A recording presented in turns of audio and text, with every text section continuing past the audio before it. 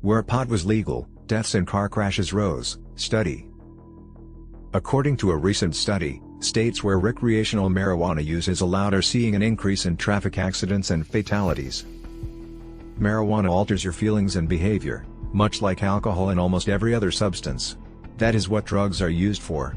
And this alters the way you drive. According to Maine researcher Charles Farmer, Vice President for Research and Statistics Services at the Insurance Institute for Highway Safety, we all need to understand that driving after smoking marijuana is not a good idea. His team discovered that the rate of car accidents resulting in injuries jumped by over 6% and the rate of fatal crashes rose by 4% following the legalization of marijuana. The researchers highlighted that no rise in these collisions was observed in states where marijuana use was still illegal. According to Farmer, these findings are in line with earlier research. It's becoming more and more obvious that legalizing marijuana has a price tag. However, as marijuana legalization is still relatively new, there is still hope that these early patterns can be reversed. Farmer believes there are steps that may be taken to lessen the effects of drunk driving. Maybe, with the right education and enforcement strategies, states that are either considering or in the process of legalization can avoid the increase in crashes, he suggested. For the study, Farmer and his colleagues compared the 5 states, Colorado, Washington, Oregon, California, and Nevada, that have legalized marijuana for recreational use for adults 21 and older to the 6 states, Arizona, Idaho, Montana, New Mexico, Utah, and Wyoming, that have not.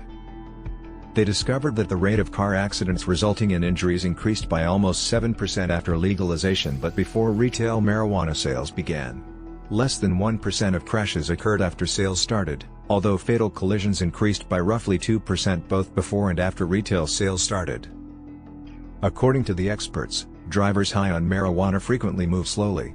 They might not be able to escape a collision, but Farmer pointed out that the impact might be less fatal due to their slower pace. In earlier research, Farmer's team discovered that marijuana usage has an impact on a person's reaction time, road tracking, lane keeping, and attention, all of which can increase the likelihood of a collision. The study cannot demonstrate a direct cause and effect relationship, and Farmer does not believe that the legalization of marijuana is the primary reason why collision rates are increasing. It is also impossible to adequately account for the role marijuana plays in car crashes since, unlike alcohol testing, there are no objective markers of impairment associated with marijuana, the expert claimed. After legalization and the start of retail sales, the increases in crash rates differed by state, with Colorado experiencing the largest increase, 18%, and California experiencing the fewest, 6%. The rate fell, 7%, in Nevada. In terms of fatal collisions, Colorado, 1%, and Oregon, 4%, had an increase, whilst Washington, 2%, California, 8%, and Nevada, 10%, saw a decrease. Mothers Against Drunk Driving National President Alex Ott stated, "We know that driving while intoxicated by any substance, alcohol, marijuana, or other drugs is 100% preventable. It's not by chance. It's not an error. It's a decision." She claimed that in order for people to grasp that it is unsafe to drive after taking marijuana, the culture needs to be changed. "We hear things like, 'Maybe I'm a better driver when I'm high' all the time in pop culture," Ott said. "We hear things like, 'Maybe I'm a better driver when I'm high' all the time in pop culture," said the author.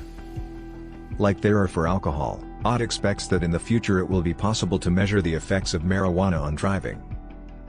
"We know that roadside tests and things like that to help an officer determine if that person is safe to drive are so important and so needed," the speaker said.